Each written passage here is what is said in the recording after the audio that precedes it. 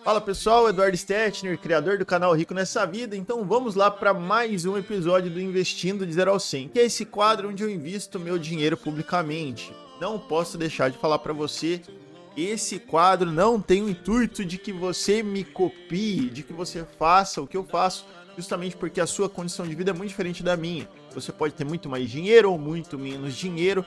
O que eu tô fazendo aqui se adequa à minha realidade, tá? Então usa isso como um norte para os seus investimentos e não me copia, porque pode ser que dê muito ruim para você ou muito certo. Beleza? Então olha só, vamos lá. Do mês passado para esse mês, a gente investiu em Bitcoin, né? A gente comprou ali por volta de R$ 200.000 e a gente teve mais uma queda significativa de Bitcoin. São coisas que acontecem, a gente está exposto a isso. Mas como eu estou pensando no longo prazo, eu acredito muito na moeda, então isso não é um impacto para mim. Eu não vejo isso como uma perda, até mesmo porque você, investidor que está começando agora, você só tem prejuízo quando você vende. Então você comprou alguma coisa, esse preço caiu e você vendeu, aí sim você está tendo um prejuízo. Mas se você não vender e você tiver tempo para esperar porque você acredita nesse investimento que você fez, então é só uma questão de oscilação, ele caiu, mas existe uma possibilidade de voltar, segundo a sua análise, se você de fato analisou o investimento e acredita no longo prazo. Beleza? Então esse é um ponto importante, foi o que aconteceu de mais, vamos dizer assim, de mais relevante do mês passado para esse mês. Então eu já queria dar esse recado, você que é um investidor novo, que acabou de investir e viu seu dinheiro caindo, não fique desesperado. Sabe o que você tem que fazer? Tem que focar em ganhar mais dinheiro fora da bolsa de valores dos seus investimentos, para que você tenha dinheiro para investir todos os meses. E aí o longo prazo trabalha para você quando você aprende a escolher esses bons investimentos, beleza? Vamos dar uma olhada na carteira de investimentos então, para a gente dar uma olhada. Então até agora nós temos uma rentabilidade de 54%. Isso já é muito interessante quando a gente olha aqui, ó. Quer ver? Eu vou colocar aqui em rentabilidade geral para a gente dar uma olhada como que está esse desempenho ao longo do tempo. Então a gente já está acima do Ibovespa aí praticamente desde o começo. A gente andou um pouquinho de lado no comecinho do quadro, mas a gente já está com um desempenho bem superior. Então olha só, quando a gente pega aqui a carteira, a nossa carteira de investimentos, é que eu não consigo pegar no finalzinho aqui. Ah, tá. Vamos lá. A gente está com 53%, enquanto o Ibovespa rendeu 26%. Olha só, tomamos boas escolhas. Obviamente que tivemos quedas, momentos de queda nesse período, mas quando a gente olha ao longo do tempo, no longo prazo, temos uma rentabilidade muito bacana, beleza? E aí, olha só, vamos dar uma olhada nos proventos. O que a gente recebeu até agora de dividendos, das ações, dos fundos imobiliários. É muito legal ver isso crescendo ao longo do tempo, ainda que a gente tenha recebido menos agora. Mas vamos lá, olha só. Então a gente recebeu R$ 240 em abril, recebemos 155 em maio e até agora não fechou o mês, né? Eu estou no dia 21, não sei exatamente se a gente vai receber, mas eu nem me atento a datas. Enfim, eu só vejo depois o quanto eu recebi e reaplico. É isso que eu recomendo que você faça também. Ainda mais se você não precisar desse dinheiro agora, porque quanto mais você receber dividendos e reaplicar, no outro mês você recebe mais. Você recebe, reaplica, no outro mês você recebe mais. Essa é a ideia dos investimentos. Eu viva deles num futuro e não agora, porque agora eu estou na minha força produtiva, eu estou na minha idade de máxima produtividade, então eu tenho que usar isso ao meu favor, justamente para poder ter um futuro mais tranquilo lá na frente. E aqui até agora, então, vamos lá, a gente recebeu R$ 100, R$ 100 não, né? R$ 86. Vamos dar uma olhada na carteira de investimentos, nos investimentos em si. Então, como que está essa divisão? Olha só, em ações, a gente está com 66%, né? Com essa nova oscilação que teve de um mês para cá. Os fundos imobiliários, praticamente 16%. As criptomoedas, 11%. E a gente conseguiu aumentar nosso caixa como era o proposto no nosso quadro passado, porque a gente estava com 6%, então a ideia era chegar um pouco mais próximo de 10%. Então, beleza, já estamos com 7,5% aqui. Mas tem um detalhe também, o que eu queria, quais são as minhas observações sobre a minha carteira para que a gente possa fazer as movimentações desse mês? Continua, na minha concepção, não fazendo sentido investir mais em ações justamente pelo percentual que já está acima da média, ainda mais somando com fundos imobiliários. Mas fundos imobiliários, eu acho que seria legal chegar até uns 20%, 25%. Então, é um ativo que eu acho que está um pouquinho defasado do ideal. Eu, inclusive, vou colocar um pouco de dinheiro aqui. Mas tem um detalhe que até não é uma reclamação, tá? Mas, enfim, se a Kinvo, se o aplicativo da Kinvo um dia me ver esse vídeo aqui, sugiro que vocês, enfim, vejam por que acontece esse tipo de erro. Porque olha só, aqui a gente está em RBRP, por exemplo, está com 3% de rentabilidade. Só que quando a gente clica aqui, a gente está com uma rentabilidade negativa, na verdade. E, obviamente, isso se faz justo, porque quando a gente para olhar as aplicações, olha só, presta atenção junto comigo. O valor da última cotação está R$ 82,70.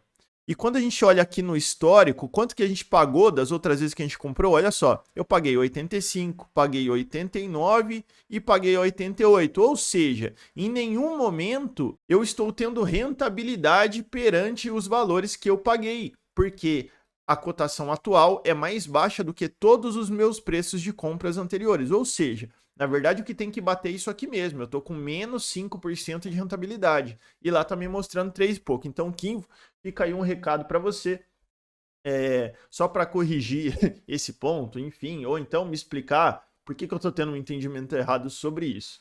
Beleza? Mas vamos lá, pessoal. Justamente, olhando para a divisão da minha carteira e vendo que fundos imobiliários estão abaixo do ideal, e que esse fundo imobiliário especificamente, ele está abaixo, ou seja, ele caiu em relação ao meu preço médio, então eu acho que faz sentido. Eu gosto muito desse fundo imobiliário, RBRP.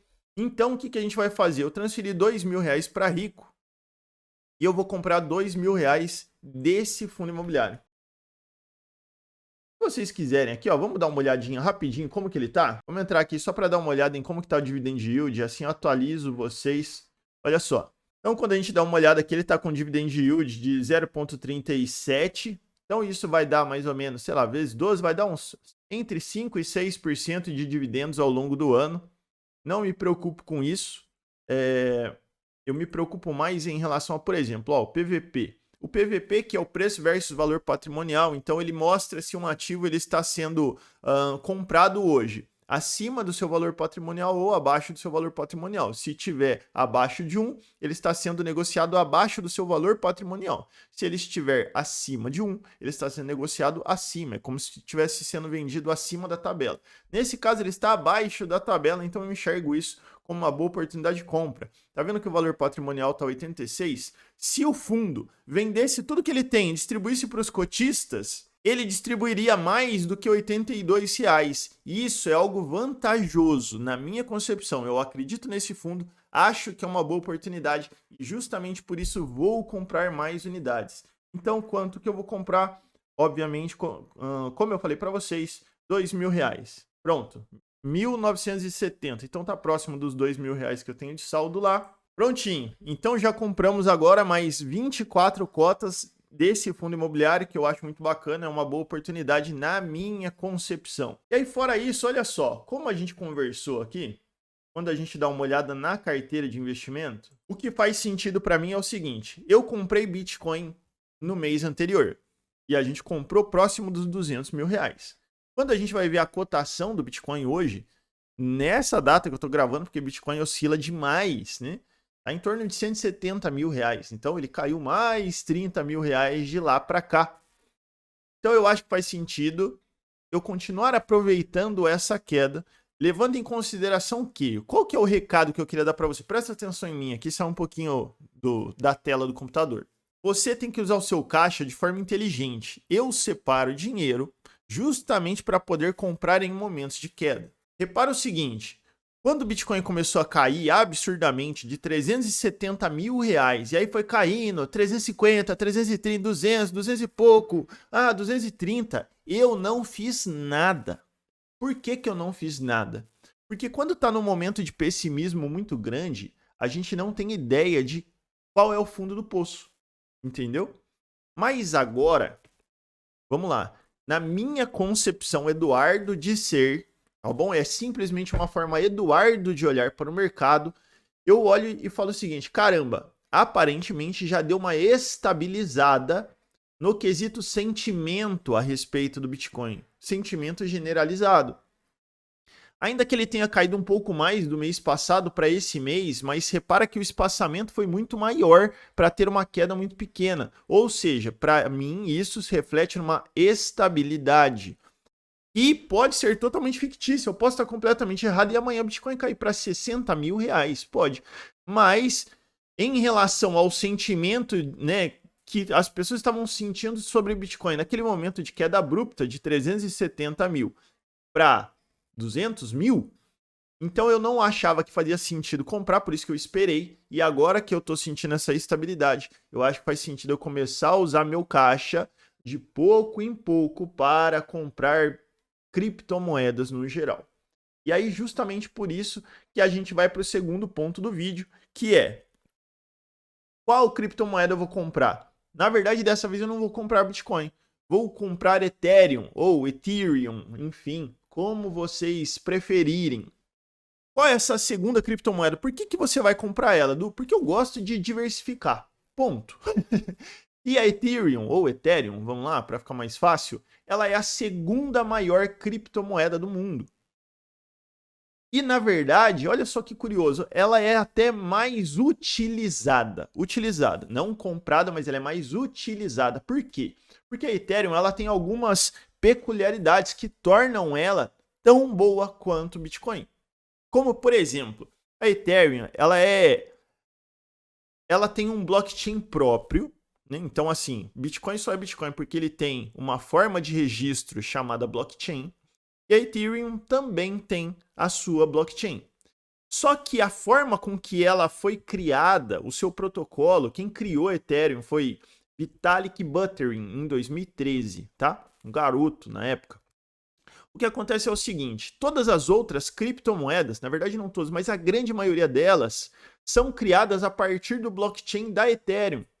Então ela tem uma, vamos dizer assim, ela acaba trazendo muita fama por conta de todas as outras precisarem do seu blockchain para conseguirem ser criadas. E como elas são criadas através de uma outra característica muito positiva, que são os contratos inteligentes. A ideia desse vídeo não é detalhar o que são contratos inteligentes, mas basicamente é um protocolo onde você dita regras do seu contrato, você cria o seu contrato dentro dessa plataforma.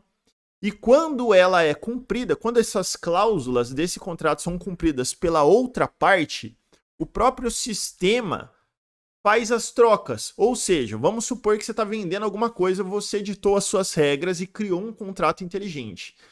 E eu quero comprar isso que você determinou em contrato. Quando o sistema da Ethereum identifica que eu cumpri com as cláusulas e você cumpriu com as suas, ele efetua essa troca. Então o dinheiro vai para você, o bem vem para mim. Isso é algo que Bitcoin não tem e a Ethereum tem. Então por isso que todas as outras, aliás, boa parte das outras criptomoedas são criadas a partir desse blockchain via contratos inteligentes. A ideia não é explicar detalhadamente isso, mas justamente por esses pontos diferenciais que essa segunda criptomoeda tem, que ao invés de comprar Bitcoin dessa vez, eu vou comprar essa segunda cripto. Só que tem um detalhe. Ainda, na data que eu estou gravando hoje, na Biscoint, que é onde eu costumo comprar Bitcoin, não tem a possibilidade de comprar Ethereum. Eles já estão resolvendo isso, mas justamente por isso que eu criei uma conta no mercado Bitcoin para que a gente possa comprar. E aí você vai ver aqui, ó, que eu transferi R$2.000. Então, é exatamente esse valor que a gente vai comprar de Ethereum, ou Ethereum, enfim, vocês entenderam, né? E aí, olha só, se a gente clicar aqui ó, em criptomoedas, tem todas as opções. Então, você pode comprar várias outras criptomoedas, inclusive utility tokens, que aí é outra coisa, eu vou deixar isso para outro vídeo, mas não deixa de ser uma criptomoeda no final das contas, tá? E aí, aqui, ó, vamos clicar aqui em Ethereum, então, eu quero comprar. E aí, ó, vamos lá. Quanto que eu quero comprar? R$2.000. Não, eu tenho que comprar um pouquinho menos, porque tem uma taxa de R$14. Então, eu vou comprar, vai, 1.980. Pronto. Então, comprar agora. Quero comprar. Tá vendo? Ó, uma taxa de R$14. Eu quero comprar. E o valor da Ethereum aqui tá 10.237. Prontinho. Então, a minha compra foi confirmada. Foram essas duas operações que eu considero vantajosas, que eu considero pertinentes fazer nesse exato momento. Perceba o seguinte, são os últimos comentários desse vídeo, tá? Repara que sempre as minhas decisões tentam ser o mais racionais possível. Quando você olha, por exemplo, para ações, eu não tenho muitas ações. Pô, imagina que aparecesse uma baita oportunidade para comprar ações e por aí vai. Se eu comprasse mais ações, eu estaria me expondo a um risco muito grande. Olhando para a divisão da minha carteira, não faz sentido comprar mais ações agora. Então, eu vou buscar boas oportunidades fora para que eu consiga diversificar o meu risco, porque senão eu estou concentrando demais em ações. Vamos supor que eu já tivesse com 30% em criptomoedas, porque a Bitcoin subiu demais. Não faria sentido comprar Ethereum, por exemplo. Por quê? Porque eu estaria concentrando meu risco demais, fugindo da estratégia que eu tracei inicialmente, que era ter no máximo, vai de 10 a 15% em criptomoedas. Então, você investidor novo, tenta ser racional na sua decisão. Qual foi a estratégia que você definiu? Segue ela, diversifica, de preferência em ativos que são descorrelacionados, ou seja, não necessariamente quando um cai, o outro vai cair, e aí você vai assegurando a sua carteira ao longo do tempo. Beleza? Olha só, o que você tem achado desse quadro? Sabe o que eu queria pedir para você? Pô, não se esquece, se inscreve aqui no canal, isso é muito importante para mim. Eu faço esse conteúdo para você, eu invisto meu dinheiro publicamente, justamente com o intuito educativo. Então, se você considera relevante essa informação, não se esquece, se inscreve aqui no canal, a gente vai continuar, estamos chegando próximo aí dos 100k, que é a grande promessa desse quadro, beleza? Então é isso, eu espero que você tenha gostado, espero que você veja os outros vídeos, vou colocar mais um vídeo aqui no card desses episódios que eu fiz, para se você não viu os episódios anteriores, porque eu considero que seja relevante que você entenda toda a linha de raciocínio que eu tenho traçado ao longo do tempo. Então você pode fazer um EduFlix aí vendo os outros episódios, beleza? Então, enfim, espero que vocês tenham gostado e eu espero vocês no próximo vídeo. Abraço! Always been so long,